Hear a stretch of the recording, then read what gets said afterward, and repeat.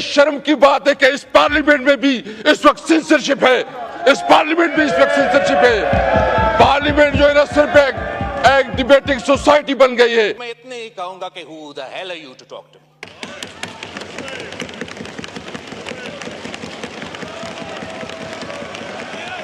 आप opposition leader के घर पे छापा मारते हैं, स्पीकर को कोई नोटिस में नहीं लाता।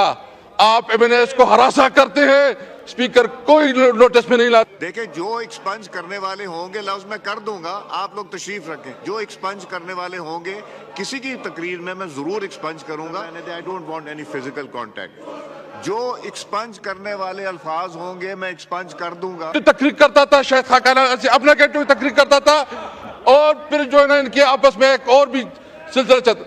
जितना यानी हमने बजट में 84 आवर 84 घंटे बजट स्पीचेस कराई है, जो तारीख का हिस्सा है। मैं बताना चाहता हूं जी, 2-2 घंटे। और इंटरेस्टिंग भी, उस वक्त लाइव चलता था, मियां साहब लाइव तकरीर करते थे। अभी तो कैमरे बंद हैं, कोई लाइव हमारा नहीं चलता। फर्क होता है। हमने उस वक्त जरूरत की, हम लाइव चलाया करते थे।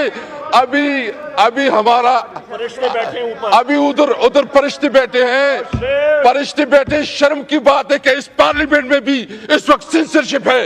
इस पार्लियामेंट में इस वक्त सेंसरशिप है। पार्लियामेंट जो है ना सिर्फ एक डिबेटिंग सोसाइटी बन गई है, और न इस पार्लियामेंट की कोई इज्जत रही है, और न मुझे बताए कि आप मैं प्राइम मिनिस्टर साहब बैठे हैं, मुझे बताए इस पार्लियामेंट को आप किधर रखते हैं? आपकी रूल्स है कि जब किसी एमएनए को गिरफ्तार करना होता है तो स्पीकर से इजाजत लेनी होती है। आप अपोजिशन लीडर के घर पे छापा मारते हैं, स्पीकर को कोई नोटिस में नहीं लाता।